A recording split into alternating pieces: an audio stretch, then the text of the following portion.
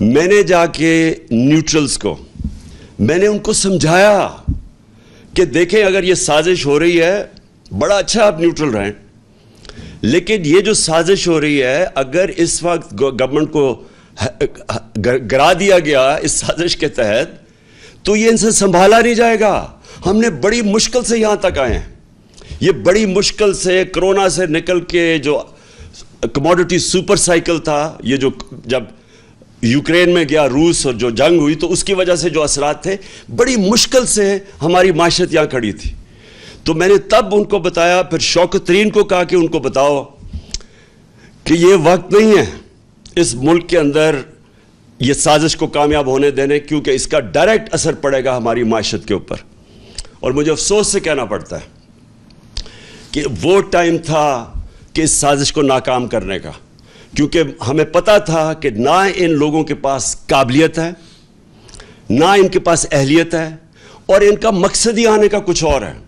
ان کا مقصد اس ملک کی نہ مہنگائی کم کرنے کے لیے، نہ ان کا مقصد اس ملک کی ریفارمز کرنے کا تھا، اکانومی ٹھیک کرنے کا تھا. ان کا تو مقصد ہی کچھ اور تھا. اور وہ جو مقصد تھا، میں بڑا شکر گزار ہوں ان کے وزیر دستگیر کا، خرم دستگیر کا، جس نے ٹی وی پروگرام پہ کہہ دیا. اس نے کہا ہمیں تو صرف یہ تھا، اور اس نے دو چیزیں کہی. اس نے کہا ایک تو ہمیں ڈر لگا ہوا تھا کہ اگر یہ رہ گیا، اس نے نیب، اس نے ججز اور ڈال دینے تھے، اور اس نے ہمارے جتنے لیڈر تھے انہوں نے جیلوں میں چلے جانا تھا، جس میں شہباز شریف نے بھی چلے جانا تھا. تو پہلا تو میرا سوال یہ ہے کہ کیا یہاں کی عدالتیں آزاد نہیں ہیں؟ کیا یہاں کی جو عدالتیں ہیں اس میں کوئی ہماری انٹرفیرنس ہوئی ہے آج تک؟ ہم تو وہ زمانہ نہیں کہ ہم ٹیلی فون کر رہے ہیں کہ جسٹس قیوم جی ہمیں کیس میں یہ رزلٹ چاہیے. ہم نے تو سپریم کورٹ کے اوپر کبھی سوچا نہیں حملہ کرنے کا. ہم نے کسی ادارے کو ہم نے آج تک ہم نے اداروں کو چلنے دیا. نیب کا ادارہ جو چلا ہے، میں بتا دوں آج کہ نیب نے کوئی 280 ارب روپیہ اپنے سارے کوئی 18 سال میں اکٹھا کیا تھا. ہمارے 3 سالوں میں انہوں نے 480 ارب روپیہ اکٹھا کیا ہے، کیونکہ ہم نے مداخلت کسی میں نہیں کی. تو میں جو آج سوال پوچھتا ہوں کہ یہ جو خرم دستگیر نے بات کی ہے، اس سے یہ واضح ہوتا ہے کہ ان کا تو مقصد تھا ہی نہیں اور کچھ سوائے NRO 2 لینے کا. ان کا تو مقصد یہ کہ تھا. اسی لیے یہ ساری جدوجہد تھی. 3.5 سال سے یہ بار بار جو بلیک میل مجھے کیا جا رہا تھا، یہ تو صرف چاہتے تھے NRO، دوسرا NRO. یاد رکھیے ان کو پہلا NRO مل چکا ہے. ان کو ملا، جنرل مشرف نے NRO دیا، جو ساری ان کے کرپشن کیسز تھے. 2 دفعہ ان کی حکومتیں گئی کرپشن پہ 90 کی دہائی میں. تو جو سارے ان کے کرپشن کے کیسز تھے وہ سب جنرل مشرف نے معاف کر دیے تھے. یہ جو ہے یہ NRO 2 ہے. یہ انہوں نے 10 سالوں میں جو چوری کی تھی، یہ 95% جو کیسز ہیں یہ سارے ان کے دور کے ہیں. یہ ان کے جو 10 سال تھے ان کے دور کے کیسز بنے ہوئے ہیں. اور اب انہوں نے کیا کیا؟ انہوں نے جو قانون لے کے آئے ہیں نیب کی امینڈمنٹس کا، میں آج اپنی ساری قوم کو یہ بتانا چاہتا ہوں. انہوں نے جو نیب کا امینڈمنٹ قانون لے کے آئے ہیں، اور یہی قانون انہوں نے کوشش کی تھی جب ہم فیٹف کی لیجسلیشن اسمبلی سے پاس کر رہے تھے، اور ہمارا مقصد یہ تھا کہ فیٹف سی گرے لسٹ سے نکلیں، جو ان کی وجہ سے ہم گرے لسٹ پہ تھے. تو جب ہم نے فیٹف کا قانون پاس کیا تو انہوں نے تب کوشش کی، بلیک میل کیا کہ ہم فیٹف کے لیے تب ووٹ دیں گے جب آپ ہمیں NRO دیں گے اور یہ نیب کے اندر چینجز لے کے آئیں گے. تب آپ کو پتا ہونا چاہیے انہوں نے واک آؤٹ کر دیا. انہوں نے فیٹف کی لیجسلیشن نہیں پاس کی تھی، یہ باہر چلے گئے تھے. تو ان کے بغیر ہم نے فیٹف کی لیجسلیشن پاس کی، جس کی وجہ سے آج انشاءاللہ پاکستان نکل جائے گا گرے لسٹ سے. تو ان کا صرف مقصد NRO 2 تھا. اور انہوں نے کیا کیا ہے؟ انہوں نے اب جو چینجز لے کے آئے ہیں، ساری قوم کو پتہ چلنا چاہیے کہ 1200 ارب روپے کے کرپشن کے کیسز کل جب یہ قانون بنے گا ان کے کیسز ختم ہو جائیں گے. اس ملک کا 1200 ارب روپیہ جو چوری کیا ہوا تھا ان سروں کے ناموں پہ، وہ سارا ختم ہو جائے گا. اب یہ NRO 2 مل جائے گا ان کو کل. اب سوال یہ ہے کہ یہ جب کہتے کہ جی ہم بے بس ہیں، میرا ان سے سوال یہ ہے کہ اگر آپ سنسیئر ہیں اس ملک سے تو کیا آپ کو یہ جو 1200 ارب ہے اس میں سے اگر آپ یہ معاف کروا رہے ہیں، سوچیں یہ اس کا 400 ارب آ جائے تو ہم پھر بجلی کی قیمت نہیں چلا سکتے. اور پھر میں ان سے سوال پوچھتا ہوں کہ جب ہم نے روس سے بات شروع کر دی تھی تیل کی، اگر آپ کو فکر تھی اس قوم کی اور آپ سارا وقت 3.5 سال سے مہنگائی کی بات کرتے تھے، تو اگر آپ نے مہنگائی کم کرنی تھی تو آپ نے کیوں نہیں 2 مہینے ہو گئے کیوں نہیں آپ نے روس سے تیل کی بات کی؟ کیونکہ آپ امریکہ کے غلام ہیں، امریکہ کی اجازت نہیں ملتی. ہم نے جب تیل سبسڈائز کیا تھا تو ہمارا پوری کوشش یہ تھی کہ اس کے بعد ہم روس سے سستا تیل لیں گے جو ہندوستان لے رہا ہے، جو سری لنکا لینے لگا ہے، جو بنگلہ دیش لینے لگا ہے. ہم نے بھی روس سے تیل لینا تھا اور اس سے پھر ہم نے لوگوں کے اوپر بوجھ نہیں آنے دینا تھا. انہوں نے بجائے وہ لینے کے روس سے تیل، کیونکہ ان کے جن کے یہ غلام ہیں ان کا حکم نہیں ہے ان کو، لہٰذا عوام کے اوپر بوجھ ڈال دیا.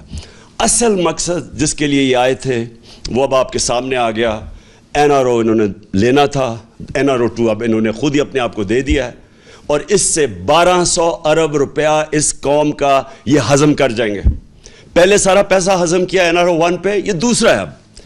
اور پھر جو دوسرا مسئلہ یہ ہے کہ پاکستان کو جدھر یہ لے کے جا رہے ہیں اب، مجھے خوف ہے کہ یہ اس طرف جا رہا ہے جدھر سری لنکا پہنچ گیا ہے. اور وہ مجھے خوف یہ ہے کہ ہمارے پاس جس طرح یہ ہماری اب ریمیٹنسز گر رہی ہیں، ہماری 10% ایکسپورٹس گری ہیں پچھلے مہینے، جس طرح یہ ٹرینڈ جا رہی ہے ہمیں خوف یہ ہے کہ ہمارے پاس ڈالر نہیں ہوں گے کہ ہم اپنا جس طرح سری لنکا اب تیل نہیں خرید سکتا. آپ کو پتہ ہونا چاہیے کہ جب ہم آئے تھے، جب انہوں نے نو کانفرنس کیا تھا تو ڈالر 178 روپے کا تھا، آج وہ 208 روپے پہ پہنچ گیا. اور یہ صرف اور صرف اب ان کے پاس ایک راستہ ہے کہ یہ کسی طرح امریکنوں کے پاس اب جائیں گے اور ان کے پیر پکڑیں گے.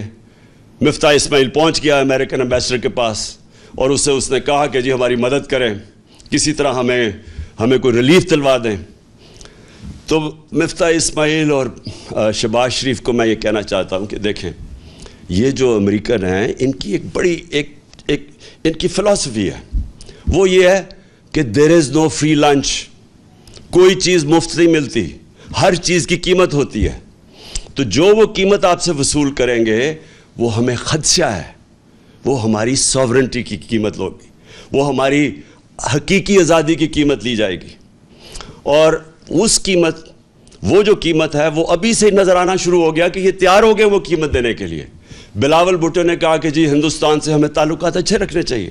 ہم بھی اچھے رکھنے چاہتے تھے ہندوستان سے تعلقات، لیکن جب انہوں نے 5 اگست 2019 کو کشمیریوں کی سٹیٹ ہوڈ لی، جب انہوں نے جو کشمیریوں کو وہ جو آرٹیکل ان کا 360 جو بھی آرٹیکل تھا وہ ختم کیا، جب انہوں نے ان کا سٹیٹس لیا، وہ یاد رکھیں وہ یونائٹڈ نیشن سیکیورٹی کاؤنسلز کی ریزولوشن کی خلاف ورزی تھی، انٹرنیشنل لاء توڑا، تو تب ہم نے ان سے رشتہ توڑا.